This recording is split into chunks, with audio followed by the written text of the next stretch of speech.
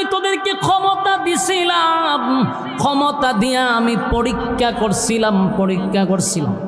ক্ষমতা পাইয়া ক্ষমতার অপব্যবহার করছস।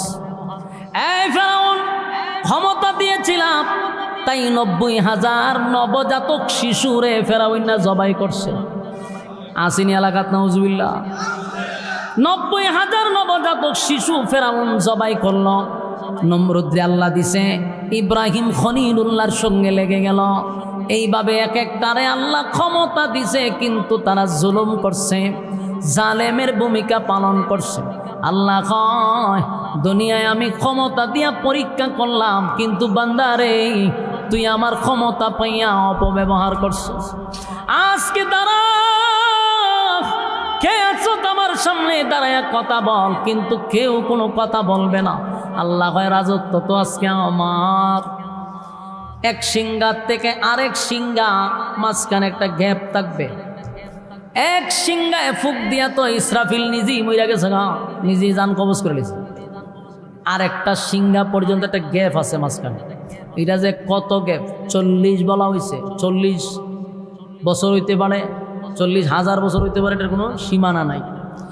এক সিংহার থেকে আরেক সিংহা পর্যন্ত শুধু 40,000 হইতে পারে, 40 বছর হইতে পারে, 40 বলা হয়েছে, এখন জানা যায় না। এই মাঝখানে গ্যাপটা থাকবে। এরপরে আল্লাহ আবার পুনরায় ইসরাফিলকে আবার দাঁড় করাবে। ইসরাফিল আলাইহিস সালামকে আল্লাহ আবার পুনরায় দাঁড় করাবে, আর বলবে আবার সিংহা বাজা, আবার বাঁশি বাজায়া দে। দ্বিতীয়বার যখন সিংহায় ফুঁক দিবে, তখন প্রত্যেকটা মানুষের ভিতরে আবার রূহ আসবে। সুবহানাল্লাহ। আসেনি? কাদা মাটির নিচ থেকে মানুষগুলো ওইটা দাঁড়াবে। ওই যে সিংহায় ফুঁক দিছে, যারে যেখানে কবর দেওয়া হয়েছে, ঠিক ওই জায়গা থেকেই মানুষগুলা দাঁড়াবে। টাঙ্গাইলের মানুষ যেখানে যারে কবর দিছে, ওই মানুষ হবিগঞ্জে গিয়া দাঁড়াবে না, হবিগঞ্জের মানুষ টাঙ্গাইল আসবে না। যারে যেখানে কবর দেওয়া হইল, ওই মানুষটা কিয়ামতের ময়দানে সেদিন সেখান থেকে দাঁড়াবে।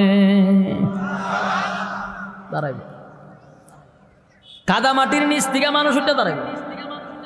ইসরাফিল আলাইহিস সালাম যখন সিংহায় ফুঁক দিবে, সর্বপ্রথম মানুষের ভিতরে রূহ আসবে, কিন্তু মানুষ এখন পর্যন্ত উঠতে পারবে না। রূহ আসছে। হাসরের মাঠে সর্বপ্রথম যিনি দাঁড়াবেন, তিনি সমস্ত নবীকুলের সম্রাট নবী মুহাম্মদুর রাসূলুল্লাহ সাল্লাল্লাহু আলাইহি ওয়াসাল্লাম। আসসালামু আলাইকুম ওয়া রাহমাতুল্লাহি ওয়া বারাকাতুহু। ওয়া আলাইকুম আসসালাম। আলহামদুলিল্লাহ, الحمد لله الأكرم الذي خلق الإنسان وكرم وعلمه من البيان ما لم يعلم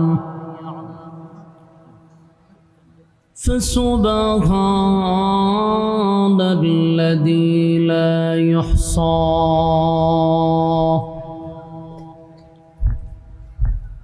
امتنانه باللسان ولا بالقلم ونشهد أن لا إله إلا الله وحده لا شريك له وأشهد أن سيدنا وسندنا وحبيبنا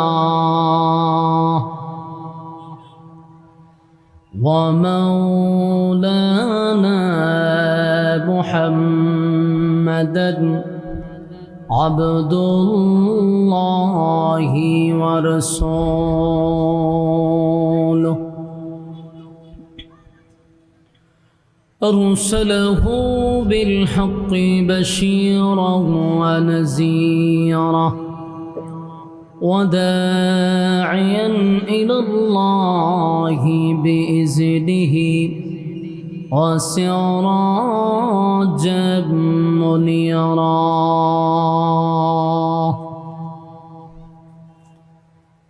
أما بعد فأعوذ بالله من الشيطان الرجيم. গলায় ধরে আলকে গোড়া। বিসমিল্লাহির রহমানির রহিম।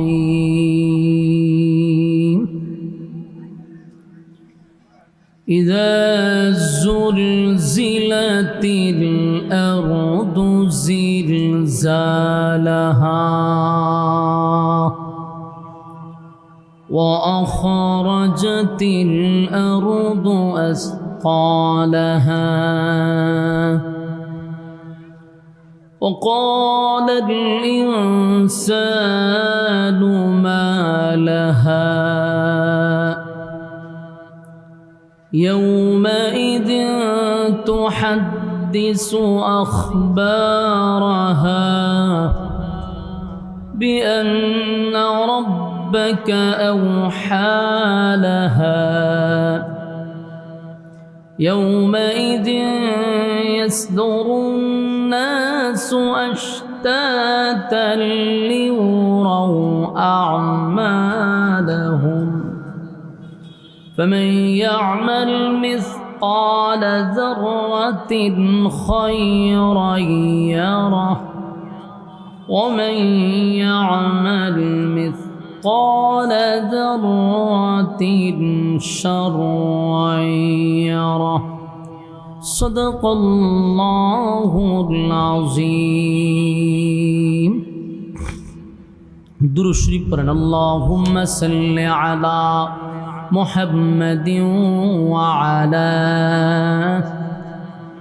নয়েজটা যাতে না দেয়, নয়েজ দিতেছে, নয়েজ বন্ধ করেন।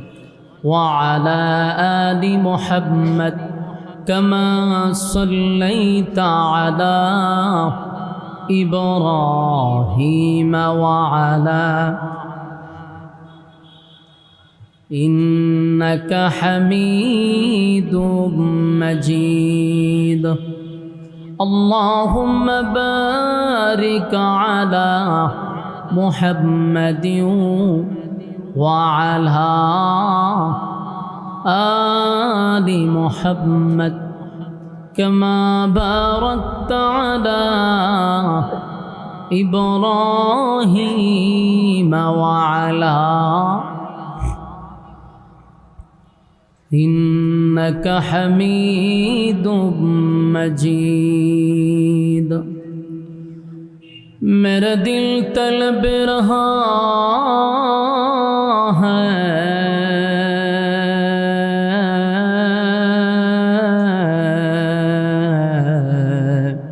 मेरे जलने रहा है सीना. ए दवा वही मिलेंगी मुझले चलो मदीना. बलगल औला बिकमालिही. साउंड उड़ान है, साउंड उड़ान, बॉक्स से उड़ान, रिवर्ब उड़ान. हसनत जमिया खिसालिही सल्लो मदीना मदीना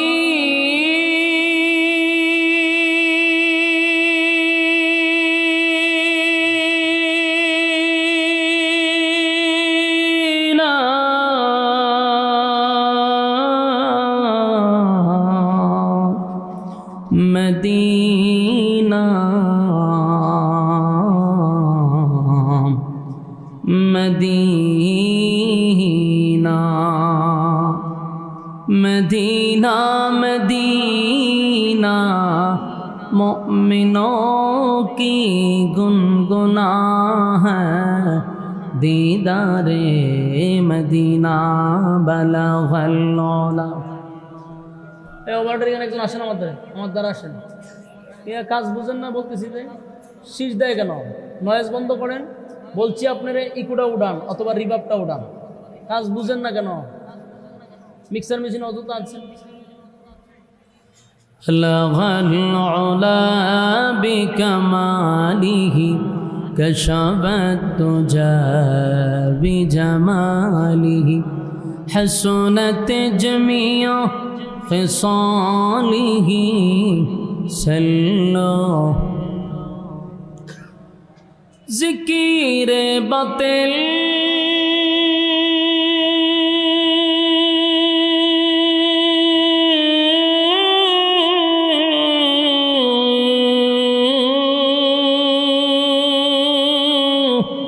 खो हटा दे दिल से रब जिक्र में तेरे लगा दे रोज शाब ला इलाहा इल्लल्लाह ला इलाहा इल्लल्लाह ला इलाहा इल्लल्लाह ला इलाहा ला इलाहा ला इलाहा ला इलाहा इल्लल्लाह मुहम्मदुर रसूलुल्लाह सल्लल्लाहु अलैहि वसल्लम। আলহামদুলিল্লাহ, ঐতিহ্যবাহী টাঙ্গাইল জেলার অন্তর্গত যুব সমাজের উদ্যোগে সরুজ বাজার কেন্দ্রীয় জামির মসজিদ উন্নয়ন কল্পে আয়োজিত আজকের এই বার্ষিক ওয়াজুদুয়ার মাহফিলের সম্মানিত যিনি সভাপতি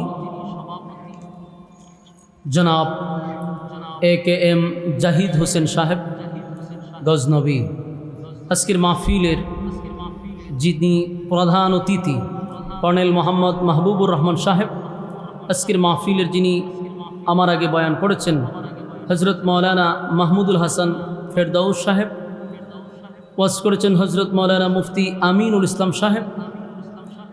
অতিথির মধ্যে আরও আছেন জনাব শফিকুল ইসলাম খান লিটন সাহেব, জনাব আব্দুল আউয়াল মিয়া সাহেব সহ অতিথিবৃন্দ মুআজ্জাজ মুকাররম হজরত উলামায়ে কেরাম, উপস্থিত আমার নৌজওয়ান তরুণ যুবক ভাইরা, মাইকের আওয়াজ যতটুকু দূরে যায় অবস্থানরত পর্দানিশী মা ও বোনেরা, সকলকে আমার অন্তরস্থল থেকে জ্ঞাপন করছি মুবারক। সবটুকুন শুকরিয়া আল্লাহ সুবহান, মহিয়ান গড়িয়ান সর্বশক্তিমান আল্লাহ পাকের জন্য, যে রব্বে কারীম আমাদেরকে দুনিয়ার সমস্ত ফিতনা ফাসাদ থেকে হেফাজত করে মুসলমানের ক্লান্তি লগ্নে আলেমদের সহবতে সুস্থ অবস্থায় দ্বীনি কিছু কথা শোনার উদ্দেশ্যে আসার এবং বসার তৌফিকটুকু রব্বে কারীম আমাদেরকে দিয়েছেন। এজন্য আমরা শুকরিয়া আদায় করছি আলহামদুলিল্লাহ।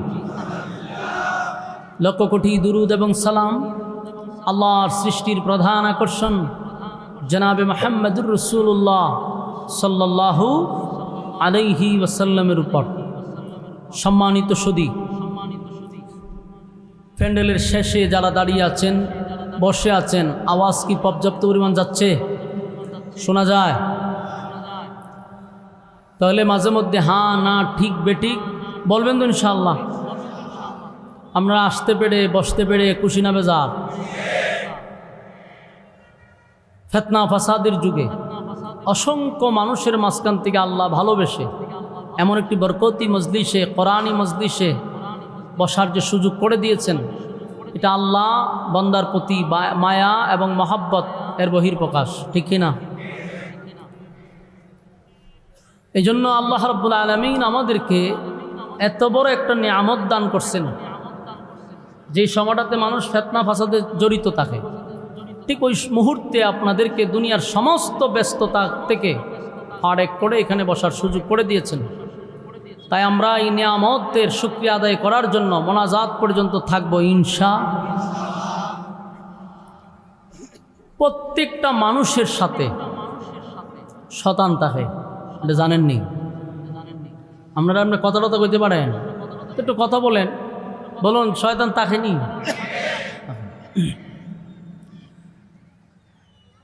আমার সাথেও আছে, আপনারও সাথেও আছে। প্রত্যেকটা মানুষের সাথে কিন্তু শয়তান থাকে। এই শয়তান মানুষের রোগে রোগে থাকে। তো এই যে মজলিসে বসছেন, এখন কিন্তু এটার ভিতরে সে ঢুকতে পারে না। তখন এই যে শয়তান এখানে ঢুকতে পারলো না, গেল কোথায়? চলে গেছে বাড়িতে? যায় নাই, প্যান্ডেলের বাহিরে দাঁড়ায় আছে। আপনার সাথে থাকে সব সময়, সে কি চলে যাবে আপনারা নিয়ে? আপনারা না নিয়ে যাবে না, প্যান্ডেলের বাহিরে দাঁড়ায় আছে।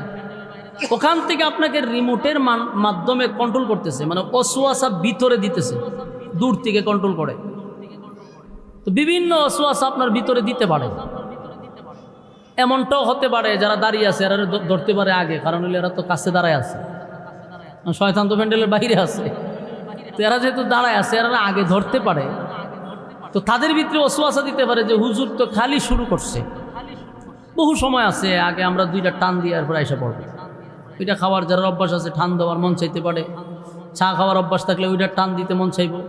বিভিন্ন অসুয়াশা সে ভিতরে দিবে, দিয়ে আপনাকে আস্তে করে সরাইবার চেষ্টা করবে।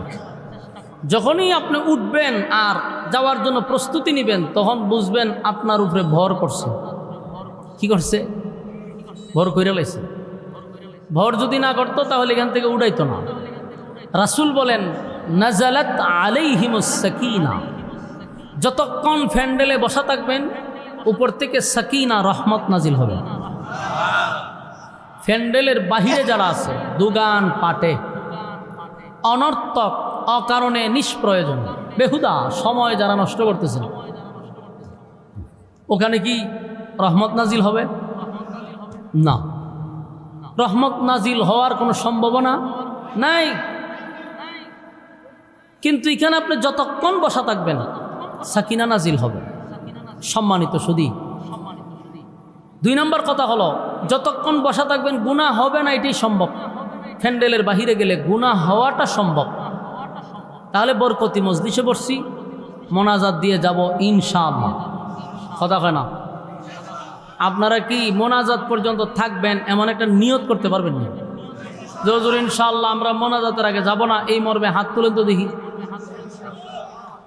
দাঁড়াইন না ফাটি, আপনি কিন্তু সব দেখি। আমি উসাতে বসছি তো, আপনারা কেরা হাত তুলছেন কে তুলেন না এখান থেকে স্পষ্ট দেখা যায়। বলেন ইনশাআল্লাহ মোনাজাত দিয়ে যাব। আতলামায় ইনশাআল্লাহ করেন না, হাত তুললে বলেন ইনশাআল্লাহ। বলেন তো, ওয়াদা বরখেলাপ করলে কি হয়? মুনাফিক ওয়াদা বরখেলাপকারী। আপনারা কি করছেন? এখন ওয়াদা করছেন। এখন যদি উড়েন তো মানুষ আপনার দিকে তাকায়া বলবে যে মুনাফিক যায়, মানে ওয়াদা না করছেন আপনি। সাবধান, ওঠাউঠি নেই, বসেন। আমি আপনাদেরকে বিরক্ত লাগাবো না। আমি বহু দূর থেকে জার্নিং করে আপনাদের টাঙ্গাইলে আসছি, সুদূর হবিগঞ্জ থেকে আসছি, এবং গতকালকে আর আজকে মিলাইয়া মাত্র ঘুমাইছি 2 ঘন্টা। গতকালকে গাজীপুর থেকে প্রোগ্রাম করে যাওয়ার সময়, উন্নত দেশ তো আমাদের, রাস্তার মধ্যে এক জায়গাতেই আমাদের 4 ঘন্টা, মানে গাড়ি দাঁড়ানো অবস্থায় 4 ঘন্টা। উন্নত দেশগুলোতে যা হয়, 4 ঘন্টা দাঁড়ায় ছিলাম। রাতের 3টার সময় দাঁড়ায় ছিলাম, সকাল 10টা বাজছে। 1 ঘন্টার রাস্তা যাইতে 7 ঘন্টা 6 ঘন্টা লাগছে। কথা বুঝতেছেন? তো ঘুমাই নাই। জুমা শেষ করে কিসের ঘুম, আবার আপনাদের এখানে রওনা। তা আমি অনেক ক্লান্ত, আবার মুসাফির, দূর থেকে আসছি। আপনারা মেহমান, আপনারা মেজবান। আপনারা মোনাজাত পর্যন্ত যদি ধৈর্যের সাথে বসেন, তাহলে যত কষ্টই হোক কথা বলার জন্য একটা আগ্রহ তৈরি হবে, ঠিক না? কথা বলার জন্য একটা আগ্রহ তৈরি হবে। যদি আপনারা ইখলাসের সাথে শেষ পর্যন্ত বসতে পারেন। রাজি আছি ইনশাআল্লাহ? আমি আপনাদের সামনে মহাগ্রন্থ আল কোরআনের 99 নম্বর সূরা আপনাদের সামনে কমপ্লিট তেলাওয়াত করছি। এই সূরাটি আল্লাহ রাব্বুল আলামিন নাজিল করছে। সূরাটার নাম হলো সূরা জিলজাল। এর অর্থ হলো ভূমিকম্পের সূরা। বলুন কিসের সূরা? ভূমিকম্পের সূরা। তাহলে আল্লাহ ভূমিকম্প নামক একটা সূরাই নাজিল করছে। তাহলে বোঝা গেল একটা ভূমিকম্প আছে। আপনারা আমার কথা বুঝেন? আওয়াজ যায় বা একটু হ্যাঁ না ঠিক বেঠিক বললে সুবিধা হয় না? আপনারা আওয়াজ না দিলে আমি মনে করি আমার ভাষা বুঝেন না। আমি বললাম অরিজিনালি হবিগঞ্জা, ভাষা কিন্তু ইন্টারন্যাশনাল। যদি অরিজিনাল ভাষায় কথা বলি তাহলে খবর জিয়ারত হইব, এমন ভাষা এটা। তো চেষ্টা করব না আসার জন্য, কিন্তু আঞ্চলিক তো বাইপাসে মাঝে মধ্যে চলে আসে, কিছু করার নাই। এই জন্য একটু হ্যাঁ না ঠিক বেঠিক বলবেন যেন আমার কথা বলতে সুবিধা হয়। সূরাটার নাম হলো ভূমিকম্পের সূরা। এটা এখানে কি এখন মাইক দিছেন একটা? হ্যাঁ, এখন নিরমিত আছে কেন? ভূমিকম্পের সূরা। তার মানে আল্লাহ রাব্বুল আলামিন একটা ভূমিকম্প দিবেন, ছোটোখাটো কোনো ভূমিকম্প না, যেটাকে আমাদের ভাষায় বলি কিয়ামত। বলুন কি বলি? কিয়ামত দুই প্রকার। বলুন কিয়ামত কয় প্রকার? একটা কিয়ামতে কুবরা, একটা কিয়ামতে সুগরা। একটা বড় কিয়ামত, একটা ছোট কিয়ামত। ছোট কিয়ামতটা হলো ব্যক্তিগত কিয়ামত, যার যার কিয়ামত। বড় কিয়ামতটা এটা হলো সমষ্টিগত কিয়ামত। আল্লাহ রাসূল বলেন মাম্মাতা ফাকাত কামাত কিয়ামাতুহু, যে যখন মারা যায় তার কিয়ামত তখন থেকে শুরু হয়। আমি আপনাদের সামনে বসা স্টেজে যদি আমি মারা যাই, আমার কিয়ামত এখান থেকে শুরু। প্যান্ডেলের ভিতরে যারা আছেন যদি মারা যান, এখান থেকে কিয়ামত শুরু। এটাকে বলা হয় ব্যক্তিগত কিয়ামত, যার যার কিয়ামত। যে যখন মারা যায় তার কিয়ামত তখন থেকে শুরু হয়। আরেকটা কিয়ামত হলো সমষ্টিগত কিয়ামত, যেই কিয়ামতটা ব্যক্তিগত নয়, সমষ্টিগত। ওই সমষ্টিগত কিয়ামতটা হবে একটা বাঁশির মাধ্যমে। ইসরাফিল আলাইহিস সালাতু ওয়াস সালাম একটা বাঁশি বাজাবে, এই বাঁশির মাধ্যমে শুরু হবে সমষ্টিগত কিয়ামত। সম্মানিত সুধী, আপনারা যদি দিলের কান লাগায়া কথাগুলি শ্রবণ করেন, আমি আশা করি আলোচনা বাড়িতে নিয়ে যেতে পারবেন। হবিগঞ্জ থেকে বক্তা আনছেন কি গিচ্ছা শুনবার লেগা? কতক্ষণ না দিই গিচ্ছা কাহিনী, কাল্পনিক গল্প শোনার অভ্যাস আপনাদের থাকে। আমি প্রায় জায়গাতে বয়ান করছি, তো অনেক শ্রোতাদেরই গিচ্ছা কাহিনীর উপরে আকর্ষণ বেশি। আল্লাহর হস্তে আমি মাপ চাই, গিচ্ছা কাহিনী বলার কোনো অভ্যাস নাই, কিন্তু আপনারা মনোযোগ দিয়া কথাগুলি শ্রবণ করবেন। গিচ্ছা কাহিনী মনোযোগ দিয়া শোনার দরকার নাই, কিন্তু কোরআনের কথা মনোযোগ লাগবে। রাজি আছে তো ইনশাল্লাহ? মনোযোগ দিয়ে শুনলে ফায়দা হবে। তো সমষ্টিগত যে কিয়ামতটা, এটা হবে ইসরাফিল আলাইহিস সালাতু ওয়াস সালামের সিংহের ফুকের মাধ্যমে। ওই কিয়ামতের আগে যেই আলামতগুলা ঘটবে মোটামুটি আমরা সবাই জানি। আমাদের আলামত বলার উদ্দেশ্য নয়, আমি যেহেতু তেলাওয়াত করছি সূরা জিলজাল, তাই আমরা এই বিষয়ে আলোচনা করব। তারপরেও বলি, কিয়ামতের সবচেয়ে আলামতের মধ্যে, ছোট আলামতের মধ্যে একটা আলামত হলো রাসূল আরবি সাল্লাল্লাহু আলাইহি সাল্লাম দুনিয়াতে আগমন করাটাই কিয়ামতের আলামত। কারণ আল্লাহর রাসূলের পরে আর কোনো নবী রাসূল আসবে না। নবুয়তের দরজায় তালা মারা। তো এটাই প্রমাণ করে যে কিয়ামত খুব নিকটে। সমাজের মধ্যে যে অপকর্মগুলো হবে, যে কাজগুলি চলমান থাকবে, এগুলো বর্তমানে আমরা মোটামুটি বুঝতেছি এবং আমরা জানিও। কিন্তু আল্লাহ রাব্বুল আলামিন যেই সময়টাতে এই বাঁশি বাজাবে, এর আগে আপনারা জানেন ইমাম মাহদির আগমন হবে। ঈসা আলাইহিস সালাতু ওয়াস সালাম আবারও পৃথিবীতে আসবে। এটা কি বিশ্বাস হয় আপনারা? বিশ্বাস না হইলে বেঈমান, ঈমান নাই। তো ইমাম মাহদি আসবে। কখন আসবে? আমরা যে লক্ষণ দেখতেছি খুব শীঘ্রই আসতে পারে আমাদের গবেষণায়। বলবেন কিভাবে? কারণ ফিলিস্তিনের যে মসজিদ আকসা, এটা আরেকবার মুসলমানের হাতে আসবে, খুব শীঘ্রই আসবে, মুসলমানের হাতে আবার আসবে। এটা ওই মসজিদকে নিয়ে আবার দ্বন্দ্ব হবে। ইটালির সমস্ত বেঈমানরা এবং ফিলিস্তিনের মুসলমানরা একত্রিত হয়ে ইহুদিদের বিরুদ্ধে যুদ্ধ করে ফিলিস্তিনকে আবার বিজয় করবে।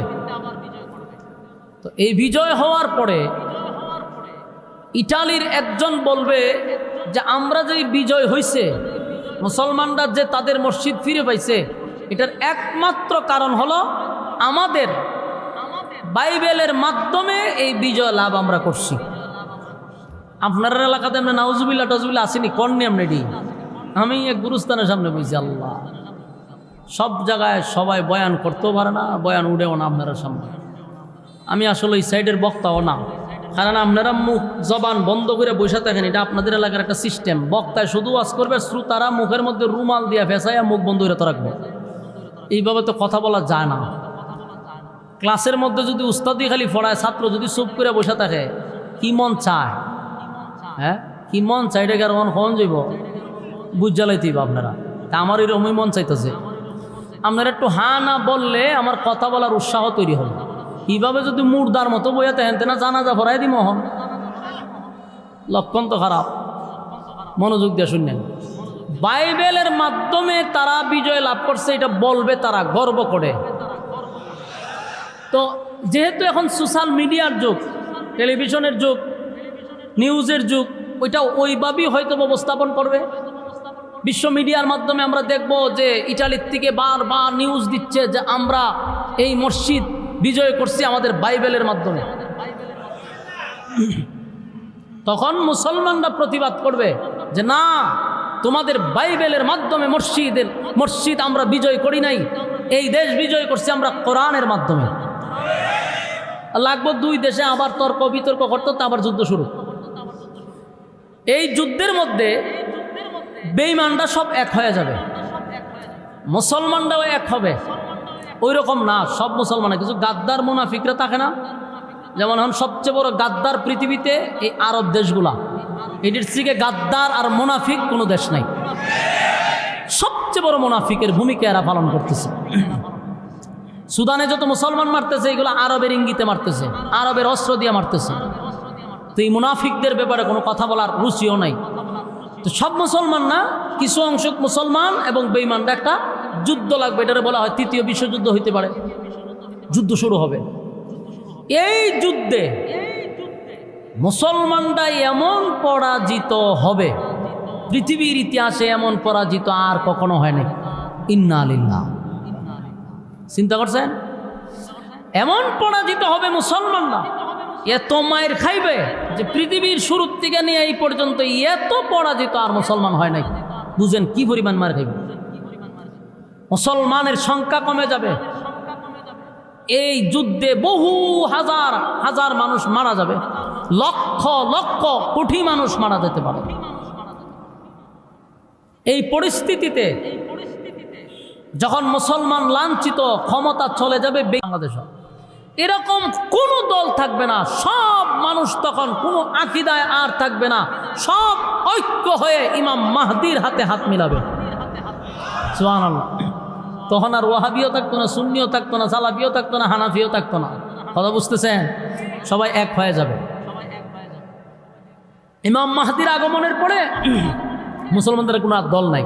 আর যখনই দল থাকবে না তখনই মুসলমানদের বিজয় আসবে। কথা না, আজকে গোটা পৃথিবীতে 200 কোটির উপরে মুসলমান। কত কোটি?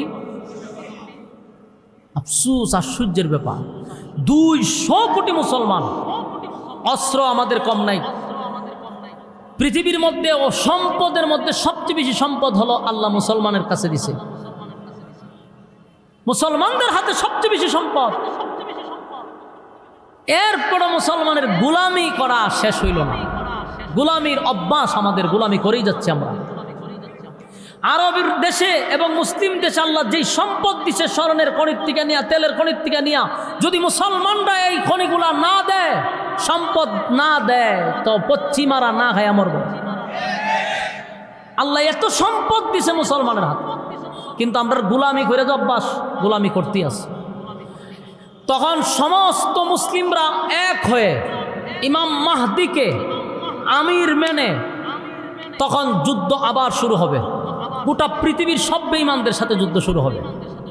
যুদ্ধ হবে 60 দিন। বলুন, যুদ্ধ হবে কয়দিন? 4 দিন যুদ্ধ হবে গোটা পৃথিবীর বেঈমানদের সাথে।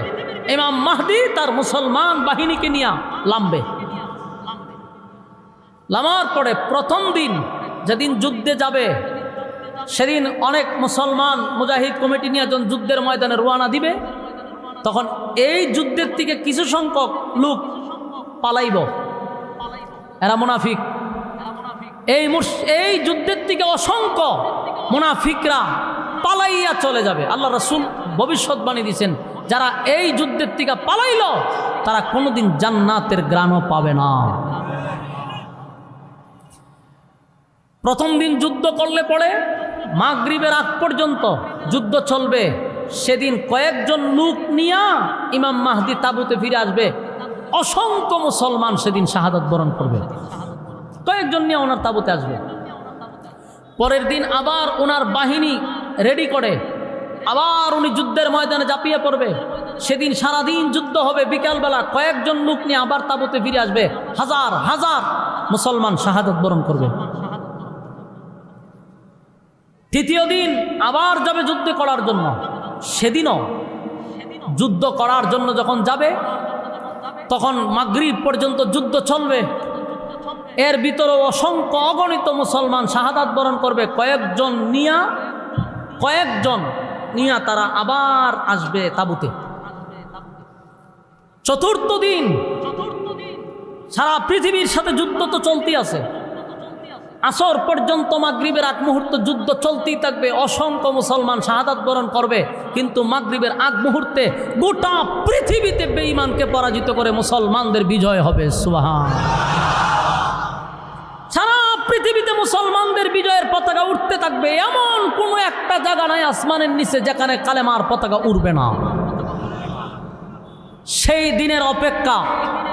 তখন মুসলমানরা ঐক্য হবে। যতদিন না পর্যন্ত এই টুপিওয়ালা দাড়িওয়ালা এক না হবে, আল্লাহর কসম, ততদিন মায়ের খাইতেই থাকবো। আমরা আর কখন বুঝবো? আর কখন? আমরা বুঝলাম না। আমরা এখন পর্যন্ত ঐক্য হইতে পারলাম না। এটাই আমাদের ব্যর্থতা। সব টুপিওয়ালা যদি এক হয়ে যায়, আল্লাহর কসম, এদেশে ইসলামকে মাইনাস করার মতো ক্ষমতা পৃথিবীর কারো নাই। কিন্তু কপাল খারাপ, এক হইতে পারে না। ইমাম মাহদির হাতে যখন এক হয়ে যাবে, আল্লাহ বিজয় মুসলমানদেরকে দিবে। তারপরে এই যুদ্ধের পরও সুন্দর চলবে। এর ভিতরে তো দাজ্জালের আগমন হবে, ইয়াজুজ মাজুদ আইব। এটা লম্বা ঘটনা, আমি আলামত বলতে চাচ্ছি না। আমি আমার তেলাওয়াত কি তো সূরার মধ্যে যাব। এর আগে একটুখানে বলি, ইমাম মাহদি এবং ঈসা আলাইহিস সালাতু ওয়াস সালাম দুইজনের মাধ্যমে দাজ্জালকে শেষ করা হবে। পৃথিবীতে কোনো ইহুদি থাকবে না। পাথরের চিপায় লুগাইও জান বাঁচবে না। পাথর কথা বলতে থাকবে। দাজ্জালকে হত্যা করবে ঈসা আলাইহিস সালাতু ওয়াস সালাম। সব শেষ। প্রায় 40 বছর পর্যন্ত দেশ এমন সুন্দর চলবে, গোটা পৃথিবীতে ইসলামিক শাসন চলবে। কোনো মারামারি নাই, হানাহানি নাই, চুরি নাই, ডাকাতি নাই, জানা নাই, বেবিচার নাই, সুন্দর চলবে। সাহাবায়ে কেরামদের যুগে যেমন চলছে এরকমই চলবে পৃথিবী।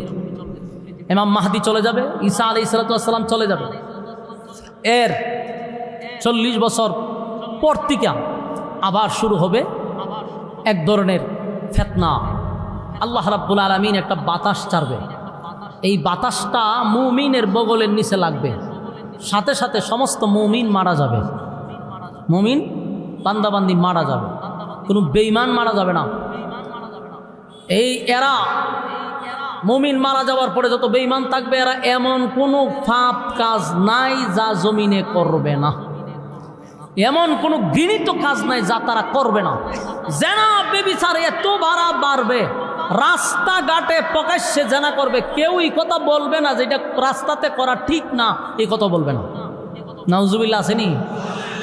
মানে এমন পর্যায়ে চলে যাবে যে ওপেন নিজের ফ্যামিলির সামনে রাস্তাঘাটে কুকুর বিড়াল যেভাবে করে তারা এইভাবে জানা বেবিচার করবে, কেউ কাউরে বাধা দিবে না, এবং এটা লজ্জা মনে করবে না, শরমও মনে করবে না। তখন আল্লাহ বলবে, যেই জমিনে আল্লাহ বলনেওয়ালা নাই সেই জমিন আমি আর রাখবো না। কথা বুঝতেছেন? তখন আল্লাহ বলবেন, ইসরাফিল বাঁশি বাজায় দেয়।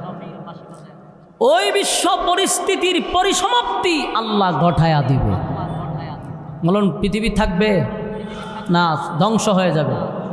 আল্লাহ বলেন, কুল্লু মান আলাইহা ফান, সব ধ্বংস করে দাও। ইসরাফিল সিংহায় ফুক দিবে, কোন রেওয়ায়াতে 3 বার, কোন জায়গায় 2 বার ফু দিবে। আল্লাহ এই কথাটা কোরআনে বলেন, ইজা জুলজিলাতিল আরদু জিলজালাহা। ইসরাফিল আলাইহিস সালাতু ওয়াস সালাম যখন সিংহার মধ্যে ফুক দিবে, ইজা জুলজিলাতিল আরদু জিলজালাহা, এই আওয়াজটা এমন বিকট হবে, এমন বিকট হবে, বিকট হইতেই থাকবে। যত সময় যাবে তত খালি বিকট থেকে বিকট হবে। ইযা যুলজিলাতিল আরদু জিলজালাহা, জমিনের মধ্যে একটা জালজালা শুরু হবে, ভূমিকম্প। কথা কি বুঝতেছেন? এটা কেমন ভূমিকম্প? এখন যে মাঝে মধ্যে ভূমিকম্প হয় এমনটা না, এখন কয়েক সেকেন্ড হয় না, কয়েক সেকেন্ডের ভূমিকম্প না, এটা এমন একটা ভূমিকম্প। ইজা জুলজিলাতিল আরদু জিলজালাহা, জমিনের মধ্যে কম্পন সৃষ্টি হবে, ভূমিকম্প শুরু হবে, মানুষ পাগলের মতো হয়ে যাবে। আওয়াজ যত সময় যাবে খালি বিকট থেকে বিকট, বিকট থেকে বিকট হইতে থাকবে। ওয়া আখরাজাতিল আরদু আসকালাহা, জমিনের মধ্যে যখন ভূমিকম্প শুরু হয়ে যাবে, ওয়া আখরাজাতিল আরদু আসকালাহা, এবং জমিন তার ভিতর থেকে সব বাহির করতে থাকবে। কথা কি বুঝতেছেন? জমিনের ভিতর থেকে জমিন সব বাহির করবে, সব বাহির করে দিবে। জমিনের নিচে যত সম্পদ আছে জমিন সেদিন সব সম্পদ বাহির করে দিবে। এই মনিটরে সাউন্ড বাড়ান, মনিটরে সাউন্ড বাড়ান। ওয়াখরাজাতিল আরদু আসকালাহা, জমিনের ভিতর থেকে জমিন সব বাহির করে দিবে। আর এই দৃশ্যগুলো দেখে মানুষ আশ্চর্য হইয়া বলবে, জমিন তোমার কি হয়ে গেল? এই হীরামণি মুক্তা স্বর্ণ সহ দামি দামি দামি দামি সম্পদগুলা সব জমিন উগলায়া দিবে, পেটের ভিতর থেকে সব জমিন বাহির করে দিবে। তখন এই জমিনের সম্পদ দেখে মানুষ আফসোস করে বলবে, হায় আফসোস, এই সম্পদের জন্য নিজের মার সঙ্গে যুদ্ধ করলাম, বাবার সঙ্গে, ভাইয়ের সঙ্গে, আত্মীয় স্বজনদের সঙ্গে, শুধু সম্পদের জন্য কত মানুষ খুন করলাম, চাঁদাবাজি করলাম, টেন্ডারবাজি করলাম, শুধু সম্পদের জন্য। আজকে জমিন তার পেটের ভিতর থেকে সবগুলা বাহির করে দেয়। কথা কি বুঝতেছেন? ওই দিন বর কেমনে করে, ওই দিন বর করছে, এটা ধরে দিয়ে সূরা ফাতিহা পড়ে ফু দেন, আস্তাগফিরুল্লাহ পড়ে ফু দেন, ধরে লিছে তো মাশাআল্লাহ, আস্তে আস্তে ধরতেছে। আর খারে খারে ধরছে, একটু ভালো করে দেখবেন। এই মনোযোগ দেন, কথাগুলি দিলের কান লাগায় শুনেন। বলুন এগুলা কি গিচ্ছা কাহিনী বলতেছি? তাহলে আমাদের এটি জানার দরকার আছে। وأخرجت الأرض أثقالها সেদিন কম্পনে জমিন কম্পন হবে আর তার ভিতর থেকে সব বাহির হয়ে যাবে।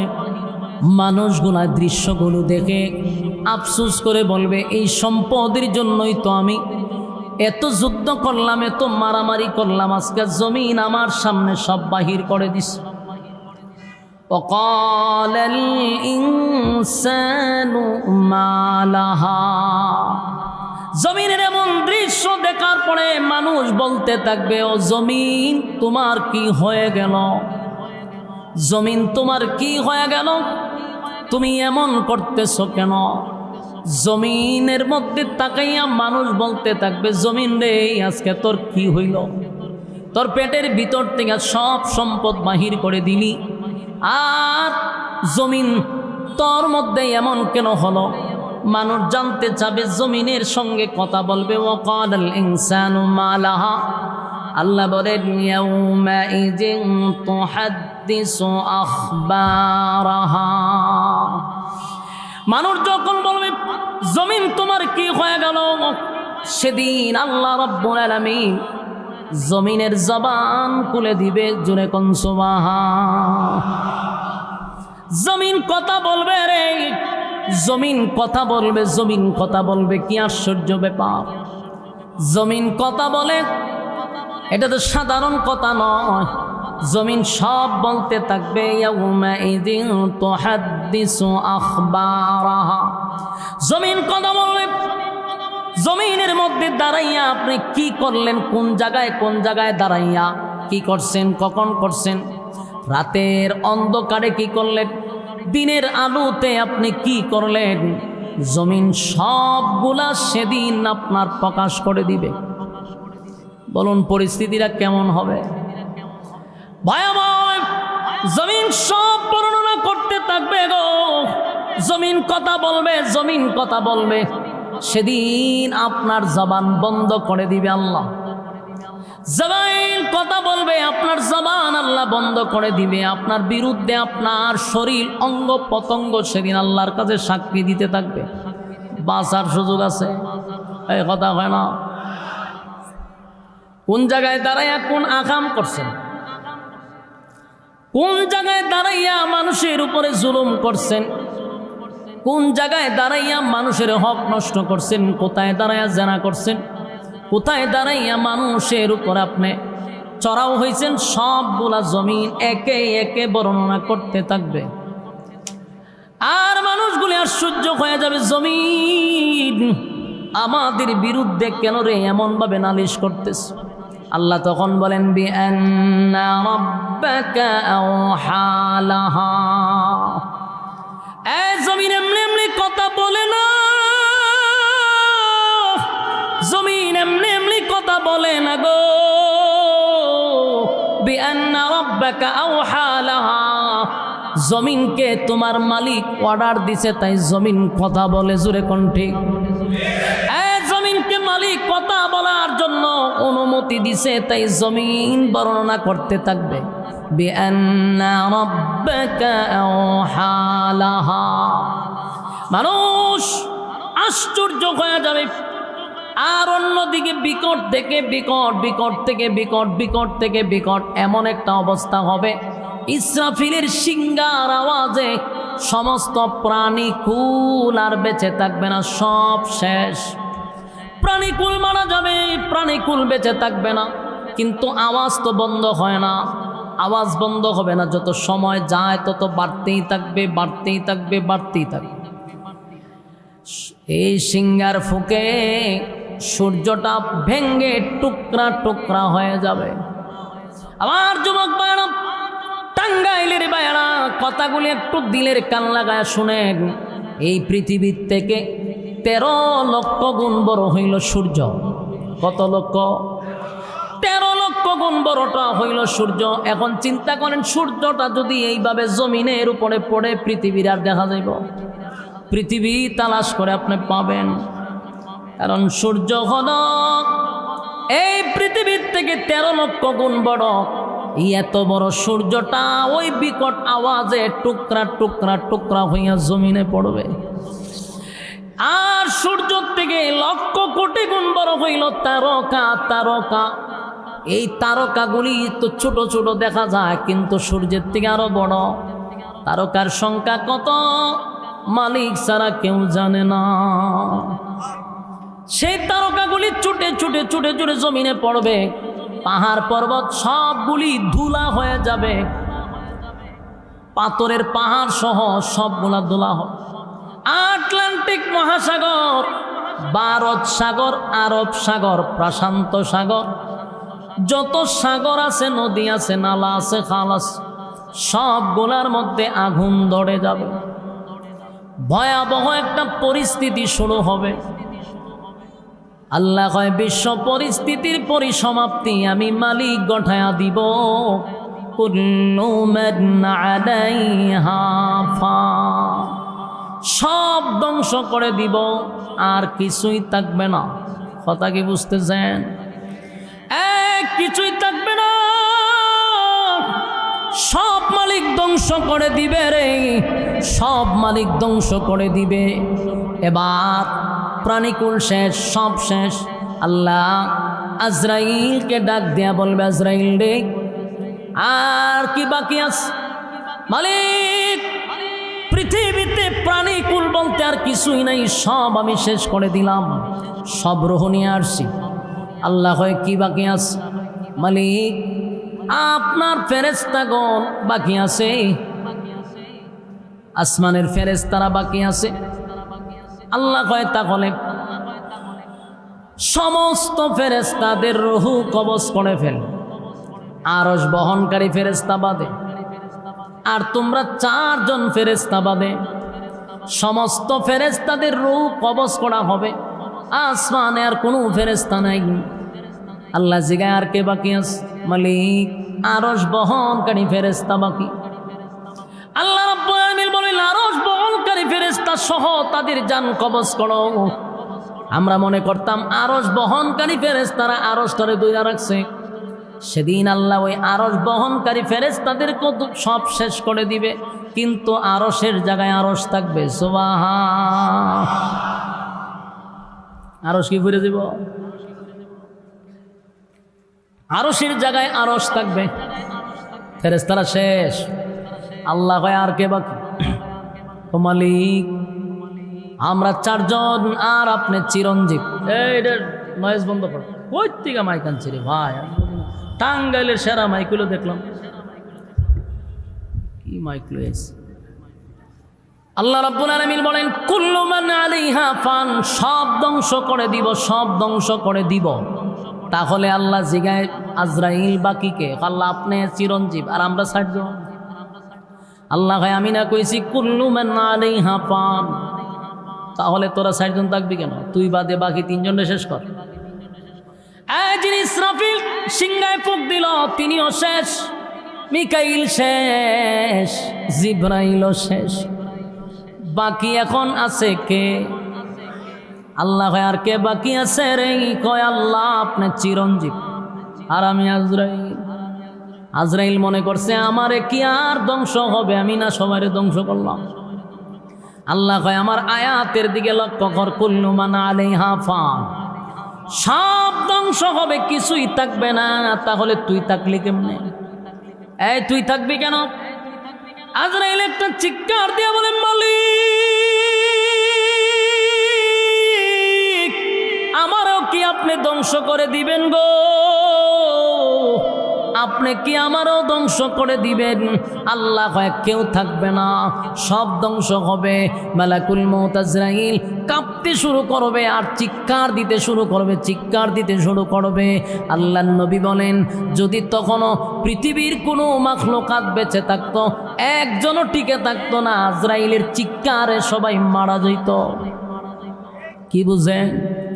আজরাইল মালাকুল মউত আজরাইল চিৎকার দিয়া বলবে, মালিক আমারও কি ধ্বংস করে দিবেন? আল্লাহ আমারে কে ধ্বংস করবে? আল্লাহ কয় আমার হুকুম তোরে ধ্বংস করবে। আল্লাহ যখন হুকুম দিবে, মালাকুল মউতকে আল্লাহ ধ্বংস করে দিল। আর বাকি আছে কে? আপনার কি লজ্জা লাগে হইতে? আহা, এই টাঙ্গাইল উত্তরবঙ্গে আইলে বক্তারা ওয়াজ করতে যে কি ধৈর্য নিয়ে কথা কইতে হয়, শ্রোতারে আপনার গুথাইও কাতকুতানি দিও হাসি তুলানি যায় না, কথা কোয়ানি যায় না। ওরে ভাই রে ভাই, আমার কথা আপনারা বুঝেননি? তে বুঝলে মুখের মধ্যে রুমাল দিয়ে রাখছেন কা? রুমালটা ফালান, ফালায় গলা মলা জারি দেন। কথা কি বুঝতেছেন? আর বাকি রয়েছে কে? আরো জুড়ে আল্লাহ বলেন কুল্লু মান আলাইহা ফান, সব ধ্বংস করে দিব, যিনি থাকবেন তিনি কে? ওয়া ইয়াবকা ওয়াজহু রাব্বিকা যুল জালালি ওয়াল ইকরাম।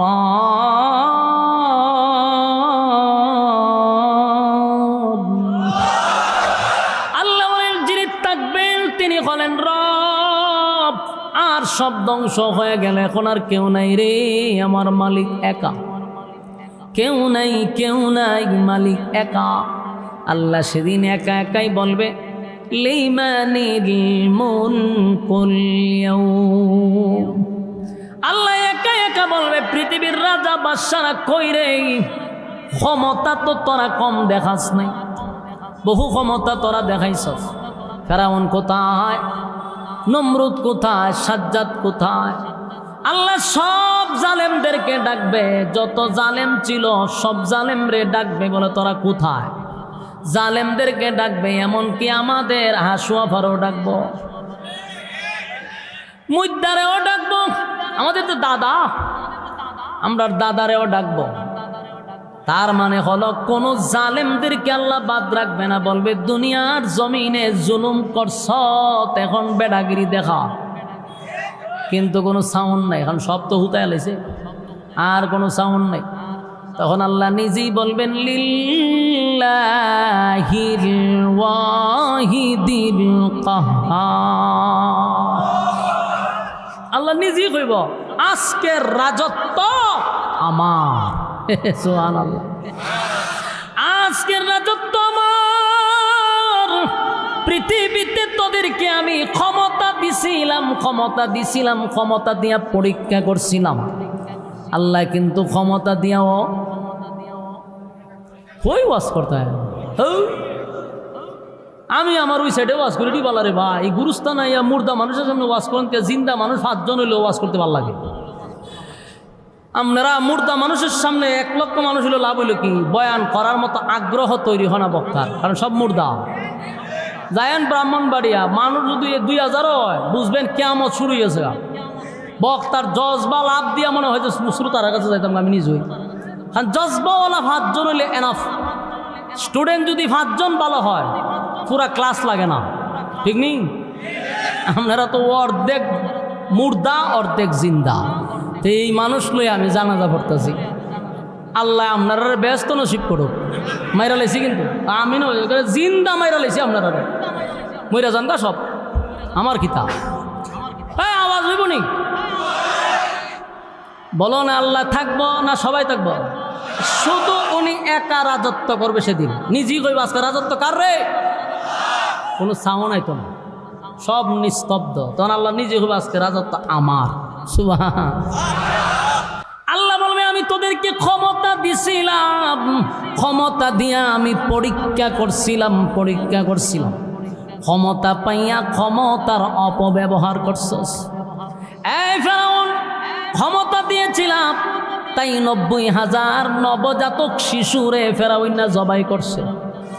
আসিনি এলাকাত নাউজুবিল্লাহ, 90,000 নবজাতক শিশু ফেরাউন জবাই করল। নমরুদ্রে আল্লাহ দিছে ইব্রাহিম খলিলুল্লাহর সঙ্গে লেগে গেল। এইভাবে এক একটারে আল্লাহ ক্ষমতা দিছে, কিন্তু তারা জুলুম করছে, জালেমের ভূমিকা পালন করছে।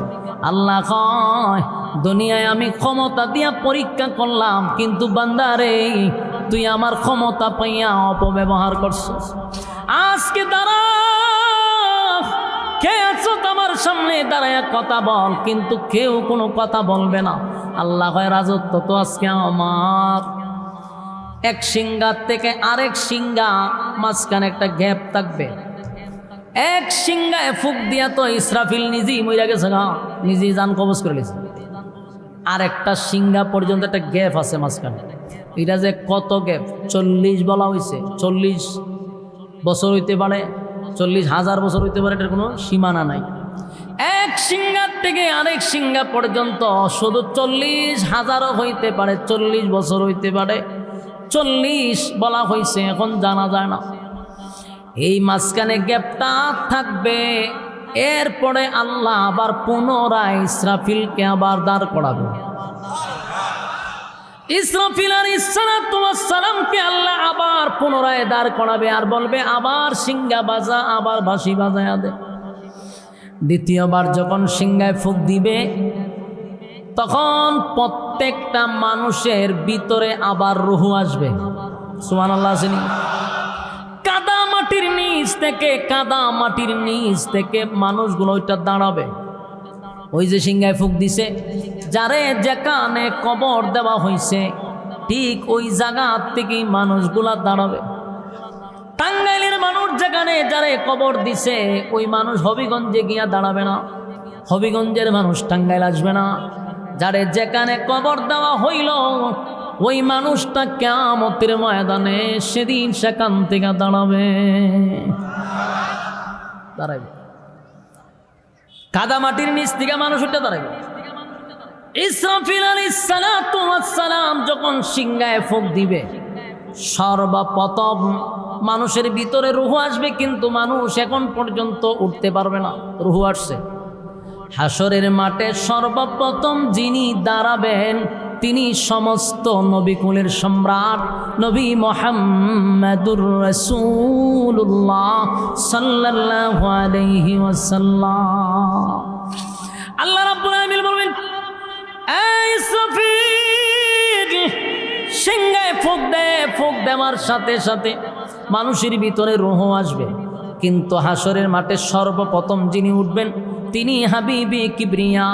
কিন্তু নবীরে উঠানোর দায়িত্ব হবে জিবরাইল আলাইহিস সালাতু ওয়াস সালামের। আল্লাহ জিবরাইলকে আবার জীবিত করবে।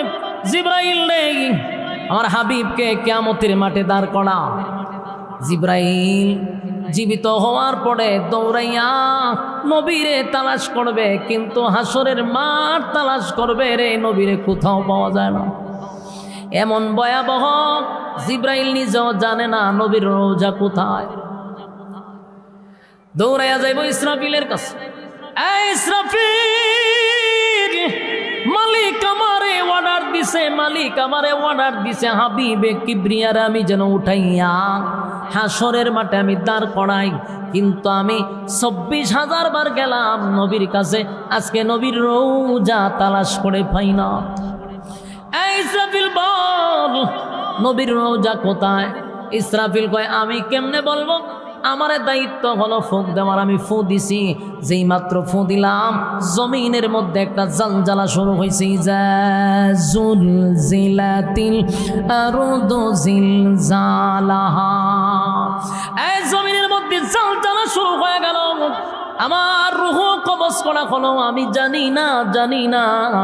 একটা কাজ করো, জমিনের মধ্যেই তো আছে, তাহলে মাটিরে জিজ্ঞাসা করলি তো মাটি বলে দিবে যে আমার নবী কোথায় আছে। জিবরাইল আলাইহিস সালাম মাটির মধ্যে গিয়া মাটিরে তাপা দিয়া কয়, মাটিরে তোর মধ্যে আমার নবীরে কোথায় রাখছিস? নবী কোথায় বল। মাটি জবাব দিছে। ইসরাফিলের সিংহায় যখন ফুঁক দিল আমার মধ্যে যে একটা কম্পন সৃষ্টি হয়েছে, আমার মধ্যে আমি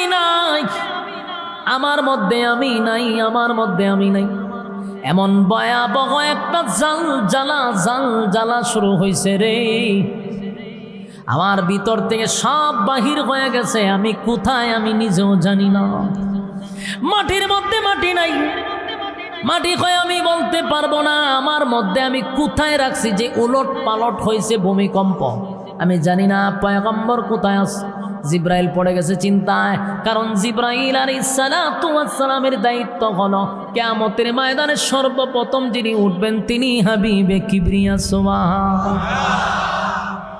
এবার পাগল পাগল পাগল পাগল হইয়া জিব্রাইল আলাইহিস সালাতু ওয়াস সালাম পয়গম্বরের রওজা তালাশ করে কোথাও পাওয়া যায় না। হঠাৎ করে তাকায়া দেখে গোটা পৃথিবীর মধ্যে একটা জায়গায় শুধু একটা নূরের বাতি জ্বলে, জোরে কোন সুবহানাল্লাহ। ওই জায়গাটা আলোকিত। জিব্রাইল বুঝতে পারছে গোটা হাসরের মাটি এই জায়গাটা আলোকিত। দৌড়ায়া সেখানে গেল, গিয়া দেখে এখানেই হাবিবে কিবরিয়া শুয়ে আছে, জোরে কোন সুবহানাল্লাহ। আমার যুবক ভাইরা, কিয়ামতের কঠিন ময়দানে নারী পুরুষ নারী পুরুষ নারী পুরুষ উভয় কিন্তু উলঙ্গ অবস্থায় দাঁড়াবে, এটা জানেননি? কথা হয় না, সবাই উলঙ্গ অবস্থায় দাঁড়াবে। হাসরের মাঠে কেউ কাপড় পরিধান করে দাঁড়াবে না। কাদা মাটির নিচ থেকে উলঙ্গ অবস্থায় কলিজা পাটা পিপাসা লইয়া মানুষ দাঁড়াবে। শুধুমাত্র কেবলমাত্র একজনকে কাপড় পরিধান করানো হবে, তিনি হলেন সমস্ত নবীদের সর্দার, ইমামুল মুরসালিন, খাতামান নবিয়্যিন, নবী মুহাম্মদুর রাসূলুল্লাহ সাল্লাল্লাহু আলাইহি ওয়াসাল্লাম। আমার নবীকে জান্নাতি পোশাক পরিধান করানো হবে গো, জান্নাতি পোশাক পরিধান করাইয়া হাবিবে কিবরিয়াকে দাঁড় করাবে। আল্লাহর নবীকে জিব্রাইল হাতে ধরে বলবে, হাবিব এই জান্নাতি পোশাকটা পরেন। নবীজি পোশাক পরিধান করে নবীজিকে দাঁড় করাবে। সর্বপ্রথম আল্লাহর নবী সর্বপ্রথম ওঠার পরেই খালি জিব্রাইলকে বলবে, জিব্রাইল রে হাসরের মাঠ কায়েম হয়ে গেছে, হ্যাঁ হুজুর কায়েম হয়ে গেছে, আমার উম্মতের কি খবর, উম্মতের কি খবর? একটা জবান বন্ধ রাখবেন না, জোরে কোন আল্লাহু আকবার, আরো জোরে কোন আল্লাহু আকবার। এই ইমানের আওয়াজ দিয়ে বলেন আল্লাহু আকবার। আমার নবীর কত মায়া, হাসরের মাঠে সর্বপ্রথম দাঁড়াইয়া হাবিবে কিবরিয়া সর্বপ্রথম যে বক্তব্যটা দিলেন, জিব্রাইল বল আমার উম্মতের কি খবর, আল্লাহ কি বিচার শুরু করে দিছে? জিব্রাইল কয়, না গো হুজুর, আপনাকে সর্বপ্রথম দাঁড়ানো করা হয়েছে, আপনি দাঁড়াইছেন, এবার সব মানুষ দাঁড়াবে। আল্লাহর নবী চলে গেলেন, আল্লাহ তার বন্ধুরে পোশাক পরিধান করায়া নিয়ে গেছে। এবার আল্লাহ বলেন, যখন ইসরাফিল সিংহার পোক দিছিল তখনই তো কাদা মাটির নিচ থেকে মানুষের ভিতরে বডি গঠন হয়েছে, রুহ ঢুকছে। মানুষ আস্তে আস্তে কাদা মাটির নিচ থেকে উলঙ্গ অবস্থায় দাঁড়াবে। যারে যেখানে কবর দেওয়া হয়েছিল ঠিক এখান থেকেই দাঁড়াবে। যদি টাঙ্গাইলে দিয়া থাকে তাহলে টাঙ্গাইলেই দাঁড়াবেন। মোট কথা যেখানে বসছেন এটাই হবে কিয়ামতের মাঠ, এটাই হবে হাসরের মাঠ। এই পৃথিবীটাকে আল্লাহ কিয়ামতের মাঠ বানাবে। এই মাঠে দাঁড়াইয়া মানুষগুলা কাদা মাটির নিচ থেকে দাঁড়াবে। কলিজা পাটা একটা পিপাসা থাকবে, জিহ্বাটা সেদিন বাহির হয়ে যাবে শুধু পানির পিপাসা। এত পিপাসা, এত পিপাসা, পৃথিবীর সব পানি যদি তার গলায় ঢেলে দেয় তারপর পিপাসা নিবারণ হবে না। আল্লাহর নবীকে নিয়ে যাবে হাউজে কাউসারের পাড়ে। ইয়াদ রাখবেন, হাউজে কাউসার যেই জায়গায়, এর পাশ দিয়েই হাসরের মাঠে যেতে হয়। মানে কাউসার পাড়ি দিয়ে আপনি হাসরের মাঠে যেতে হয়। তার মানে হলো হাউজে কাউসার নবীকে আল্লাহ গিফট করছে। এখানে নবী বরকতি হাতে তার উম্মতকে পানি পান করাবে। আরেকটা কথা মনে রাখবেন, সবাই নবীর বরকতি হাতের পানি পান করতে পারবে না। হায় রে আফসোস, যারা নবীর বরকতি হাতের পানি পান করবে গো, কপাল তাদের খুলে যাবে। যারা নবীর বরকতি হাতের পানি থেকে বঞ্চিত হবে, উফাই থাকবে না, উফাই থাকবে না। হাসরের মাঠ বড় ভয়ঙ্কর। আল্লাহর হাবিব হাউজে কাউসারের পাড়ে দাঁড়াইয়া থাকবে, বরকতি হাতে এক পেয়ালা পানি উম্মতকে পান করায়া দিবে। এই পানির এত দাম, এত দাম, এত দাম, এত দাম। এই পানি যদি কেউ একবার পান করে 50,000 বছরের ভিতরে বান্দাবান্দির পানির পিপাসা লাগবে না। এই পানিটা দুধের চেয়েও সাদা, মধুর চেয়েও মিঠা গো, মেশকে আম্বরের চেয়েও বেশি গ্রান। এই পানিটা পান করলে আর কোনোদিন পিপাসা লাগবে না। আল্লাহর আরশের ছায়ার নিচে বান্দা বান্দিকে বসতে দেওয়া হবে, সুবহানাল্লাহ। কিন্তু আফসোস, এই পানি তো সবার ভাগ্যে জুটবে না। যে পানি পান করতে পারলো না তার কপাল পুড়ে গেল, কপালটাই পুড়ে গেল। নবীজি বলবেন, আমি তাকায়া দেখি হাসরের মাঠে ঢোকার আগে হাউজে কাউসার হলো একেবারে সামনে। এই হাউজে কাউসার ক্রস করে আপনাকে হাসরের মাঠে যেতে হবে।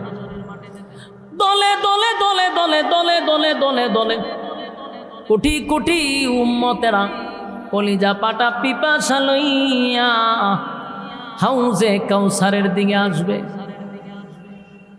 নবী বলবে, আমি আমার উম্মত দেখা খুশিতে, আমি আনন্দে, এত উম্মত কোটি কোটি দলে দলে পানি পান করার জন্য আসতেছে। এত উম্মত পানি পান করার জন্য আসবে। কিন্তু আশ্চর্যের ব্যাপার হলো, কিছু সংখ্যক মানুষকে নবী দেখলো, আবার কিছু সংখ্যক মানুষ নবীর কাছে আসার সাথে সাথে নবী আর দেখে না। তারাও আমার নবীরে দেখে না, নাউজুবিল্লাহ। কিছু মানুষ যখন নবীর কাছে আসে, নবী তাকায়া দেখে, তাদেরকে দেখা যায় না, তারাও নবীরে দেখে না। আল্লাহর নবী আশ্চর্য হইয়া বলল, দলে দলে দলে দলে আমার উম্মতরা পানি পান করতে আসলো রে, কিন্তু কাছে আসার সাথে সাথে আমি কেন দেখি না, তারা কেন আমারে দেখে না? আল্লাহর নবী একটা চিৎকার দিয়ে বলবে, মালিক, হাউজে কাউসার তো আমি আপনার কাছ থেকে চায়া আনি নাই, আপনি আমারে হাউজে কাউসার গিফট করছেন। কথা হয় না? ইন্না আ'তাইনাকাল কাউসার, নিশ্চয় আপনাকে কাউসার দান করলাম। আমার যুবক ভাইয়েরা, হাবিবে কিবরিয়া সেদিন বলবে, মালিক, আমি কিন্তু আপনার কাছ থেকে জোর করে কাউসার আনি নাই, আমি আপনার কাছে চাই নাই, আপনি আমারে গিফট করছেন, আপনি আমারে দান করছেন আমার উম্মতকে পানি পান করানোর জন্য। কিন্তু মালিক, আমার উম্মতেরা পানি পান করার জন্য আমার কাছে আসে, কাছাকাছি আসার পরে আমি কেন দেখি না, তারা কেন আমারে দেখে না? আল্লাহর নবী যখন কান্না শুরু করছে, আমার মালিক তখন আওয়াজ দেওয়া শুরু করলো, বন্ধু কেন্দিল না, টেনশন করবেন না। আপনি তাকায়া দেখছেন দলে দলে দলে দলে দলে দলে আপনার উম্মতেরা পানি পান করার জন্য আপনার কাছে আসে গো নবী। কাছাকাছি আসলে পরে আপনিও দেখেন না, তারাও দেখে না। তার কারণ হলো, আপনি আর আপনার উম্মতের মাঝখানে আমি আল্লাহ একটা পর্দা ফালায়া দিছি। আল্লাহর নবী বলেন, মালিক কেন পর্দা ফালাইলেন? আমার গুনাহগার উম্মত তো পানি পান করতে আসলো, কেন পর্দা ফালাইলেন? আল্লাহ কয়, বন্ধু আমি যা জানি তুমি তা জানো না। এবং যে উম্মতেরা আপনার কাছে পানি পান করার জন্য আসছে, আমি পর্দা ফালাইয়া দিছি। দলে দলে দলে দলে উম্মতেরা আসছে। বন্ধু, এই উম্মতটা আপনার দুনিয়ায় রেখে যাওয়া ইসলাম, আপনার দান ভাঙ্গা ইসলাম, আপনার রক্ত জড়ানো ইসলাম, আপনি যে আমানত আপনার উম্মতের কাছে রেখে গেলেন, আপনার উম্মত আপনার রেখে যাওয়া ইসলাম পালন করে নাই, আপনার রক্ত মাখা ইসলাম পালন করে নাই। এই উম্মতগুলি মন গড়া ইসলাম পালন করছে, মন গড়া ইসলাম পালন করছে, যেমনে মনে চায় এমনে চলছে। বেশিরভাগ বাপ দাদাদের কথায় চলছে, ফির ফকিরদের ইসলামে চলছে, কোরআন সুন্নায় চলে নাই। অনেক মানুষ দেখবেন যদি জিজ্ঞাসা করি এটা তো কোরআনে নাই হাদিসে নাই, পাইলেন কই? কয় আমরা বাপ দাদায় করে গেছে। কথা কোন ঠিক নেই? বাপ দাদা বলতে ফিরদেরকে বোঝায়, আমরা ফির ফকিররা কইরা গেছি। আমি জানতে চাই ইসলাম কি ফির ফকির দিয়া চলে না কোরআন সুন্নাহ? কোরআন সুন্নাহ দিয়ে ইসলাম চলে, কোনো ফির ফকিরের কথা ইসলাম চলে না, আর বাপ দাদার কথা ইসলাম চলে না। ইসলাম চলে কোরআন এবং সুন্নাহর ভিত্তিতে। এই পৃথিবীতে যারা কোরআন সুন্নাহ পালন করে নাই, নবীর এতাত করে নাই, নবীর অনুসরণ অনুকরণ করে নাই, আল্লাহ কয় বন্ধু আমি শুধু তাদের মাঝখানে পর্দা দিয়ে দিচ্ছি। নবীজি চিৎকার দিয়া বলবে, উম্মতেরা রে, আমি না তায়েফের ময়দানে রক্ত জড়াইলাম, আমার শরীরে কোনোদিন একটা মশা মাছি বসে নাই। রক্ত জড়াইছি, রক্ত জড়াইয়া ইসলামটারে কমপ্লিট করলাম, দান দান বাংলাম। আমি নবী নিজে রক্ত দিয়া ইসলাম কমপ্লিট করে তোদের কাছে আমানত রেখে আসলাম। কেন তোরা আমার রেখে যাওয়া ইসলাম পালন করলি না? কেন তোরা মন গড়া ইসলাম পালন করলি? আল্লাহ নবী সেদিন রাগান্বিত হইয়া বলবে, সুহকান সুহকান লিমান গায়রা বাদি, দূর হয়ে যা, দূর হয়ে যা, এমন উম্মতের আমার কোনো দরকার নাই। আমার টাঙ্গাইলের বায়না, কসম খোদার, কিয়ামতের কঠিন ময়দানে আমাদের পক্ষে মামলা লড়ার মতো কেউ নাই, উকিল নাই, ব্যারিস্টার নাই, কথা বলার মতো ছোট ভাই নাই, বড় ভাই নাই, ফাতি নেতা নাই, বড় নেতা নাই, আপনার জামিন নেওয়ার মতো কেউ নাই রে। যিনি জামিন নেওয়ার মতো ক্ষমতা রাখে তিনি হলেন হাবিবে কিবরিয়া নবী মুহাম্মদুর রাসূলুল্লাহ সাল্লাল্লাহু আলাইহি ওয়াসাল্লাম। আমার নবীজি একমাত্র সুপারিশ করার মতো অধিকার রাখে। আমার নবী যদি সেদিন বলে দূর হয়ে যা, দূর হয়ে যা, আপনার মামলা লড়ব কে? কে আপনারা জামিন করবে? কেউ নেই। দুনিয়াতে না হয় বড় ভাই ছোট ভাই আছে, কিন্তু পরকালে কি রকম আছে এ কথা বলতে দিই। পরকালে আপনার নেতা নাই, খেতা নাই, কেউ আপনার জন্য জামিন নিবে না। আল্লাহ নিজে বলে, কোরআনে নিজেই বলে, ইয়াউমা ইয়াফিরুল মারউ মিন আখিহি ওয়া উম্মিহি ওয়া আবিহি ওয়া সাহিবাতিহি ওয়া বানিহি। কিয়ামতের কঠিন ময়দানে মা তার সন্তানের পরিচয় দিবে না, সন্তান মার পরিচয় দিবে না, বাবা তার সন্তানদের চিনবে না, মা চিনবে না। বলুন তো দেখি, মা থেকে কি মাসির আদর বেশি? কথা হয় না? যেখানে মা বলবে আমি তোমারে চিনি না, একটা নেকির জন্য মা সন্তানের পরিচয় দেয় না রে, সেখানে কোন ফির ফকির মুরিদরে বাঁচাইব? হ্যাঁ, কথা কয় না? সেখানে কোনো ফির ফকির মুরিদের কাছে দাঁড়ে যাবে না, কারণ নিজেও সে চিন্তায় আমি যেই পরিমাণ গরু আর ছাগল খাইছি, কত ফিরের কাছ থেকে এক মোরগ খাইলাম রে, ছাগল খাইলাম, ডিম খাইলাম, নগদ অর্থ নিলাম। আজকে হাসরের মাঠে আমার ফিরের চামড়া তোলা হবে, কিসের মুরিদান রে বাঁচাইতো? ঠিক নেই। আর একটা কথা শুনে, আদম আলাইহিস সালাতু ওয়াস সালাম থেকে লইয়া ঈসা রূহুল্লাহ পর্যন্ত আহলে সুন্নাত ওয়াল জামাতের আকীদা যাদের, আমরা বিশ্বাস করি সমস্ত নবীরা হলো মাসুম। কেউ যদি কয় নবীদের কিছু গুনাহ আছে, বুঝবেন টাটকা শয়তান। এটা কোনো মুসলমানের কাতারেও পড়ে না, এটার নামদারি মুসলমান, এদের মুখের মধ্যে তুতু দিবেন। কথা কয় না, কোন নবীদের গুনাহ নাই, এটা আহলে সুন্নাত ওয়াল জামাতের আকীদা। যেই বদমাশগুলি বলবে নবীদের কিছু গুনাহ ছিল, জুতা দিয়া ফিরানি শুরু করবেন। আমার বাবারে গালি দে বরদাস্ত করব, আমি মৌলবীরে গালি দে সহ্য করব, নবীর ব্যাপারে কুটুক্তি করবি আমি বরদাস্ত করব না, বরদাস্ত করব না। ঠিক না? আমার যুবক ভাইরা, সমস্ত নবীরা মাসুম, কোন কোনো নবীদের গুনাহ নাই, কোনো নবীদের গুনাহ নাই।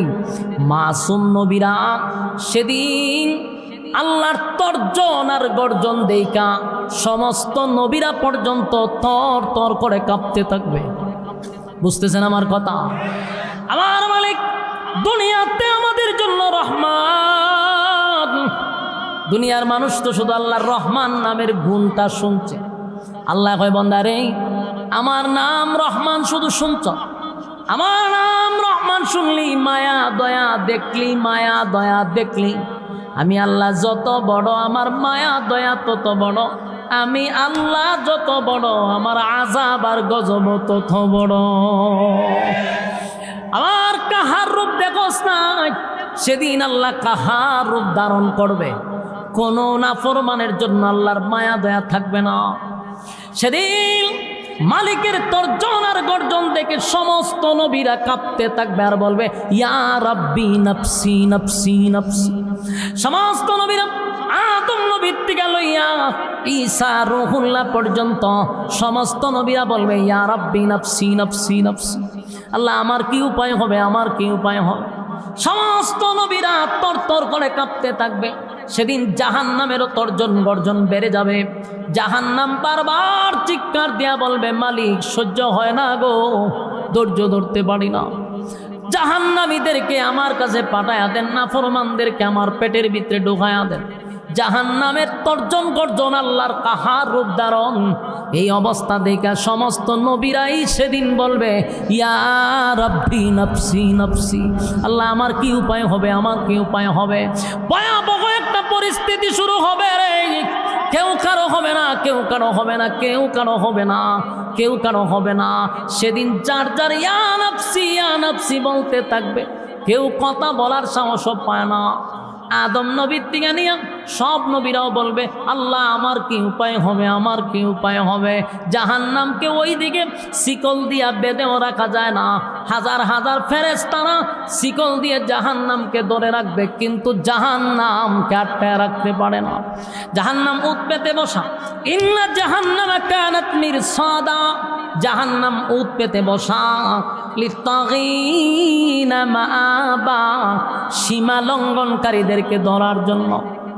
আমার যুবক ভাই, যারা সীমা লঙ্ঘন করছে তাদেরকে ধরার জন্য ইন্না জাহান্নামা কানাত মিরসাদা। উৎ পেতে বসা। সেদিন এই দৃশ্য দেখে সমস্ত নবীরা যখন বলবে আমার কি উপায় হবে, একটা স্লোগান আসবে ভিন্ন ভিন্ন ভিন্ন সুবহান। একটা স্লোগান থাকবে ভিন্ন।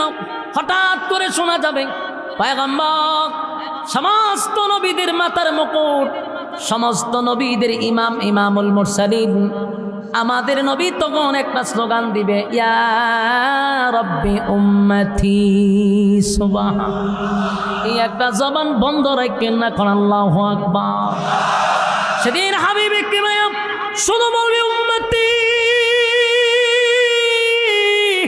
আমার উম্মতের কি হবে গো? সব নবীরা বলবে আল্লাহ আমার কি উপায় হবে, আমার কি উপায় হবে। সেদিন নবী বলবে মালিক আমার জন্য চিন্তা করি না, বলো না মালিক আমার উম্মতের কি অবস্থা হবে, উম্মতের কি অবস্থা হবে। নবী তাকায়া দেখে উম্মতের মাথার মগজ গলে গলে গলে গলে গলে গলে গলে গলে বরফের মতো বলে গলে মাথা দিয়া বাহির হচ্ছে। জিহ্বাটা কুকুরের মতো লম্বা হয়ে যাবে। মাথার মগজ গলে গলে বাতের মারের মতো উতরাইতেছে। এই দৃশ্য দেখা হাবিবে কিবরিয়া সহ্য করতে পারে না, সেজদায় পড়ে যাবে আর বলবে মালিক আমি নবী হইয়া বরদাস্ত করতে পারলাম না। আল্লাহ আপনি রহমান, আপনি রহমান নামের গুণের খাতিরে আমার উম্মতের এই অবস্থার থেকে ফিরায়, আমি নবী হইয়া তো বরদাস্ত করতে পারি না। আল্লাহ নবী সেজদায় পড়িয়া এমন কান্না শুরু করবে রে। আল্লাহ নবী আল্লাহর এত প্রশংসা শুরু করবে যে যেখানে সব নবীরা বলবে ইয়া রাব্বি নফসি, আর আমার নবী উম্মতের চিন্তায় সেজদায় পড়িয়া সেদিন যখন প্রশংসা করতে থাকবে, এত প্রশংসা মালিকের করবে। আল্লাহ তখন ডাক দিয়া বলে নবী গো মাথা মোবারক তুলে, আজকে আপনার কান্নার জাগা না গো নবী। দুনিয়ায় আপনি কাঁদছেন, দুনিয়ায় আপনি রক্ত জড়াইছে বন্ধু, দুনিয়ায় আপনার প্রতিদান দিতে পারি নাই, আজকে আপনাকে আমি খুশি করব। ওয়ালা সাউফা ইউতিকা রাব্বুকা ফাতারদা।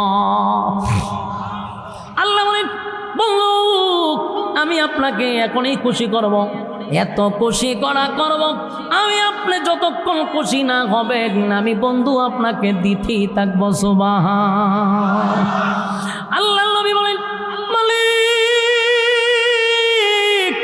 আমারে আপনি কেমনে খুশি করবেন গো?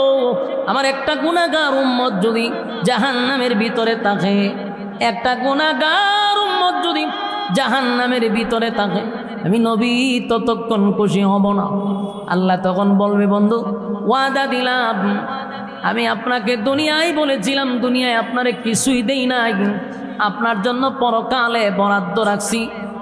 ওয়ালাল আখিরাতু খায়রুল লাকা মিনাল উলা।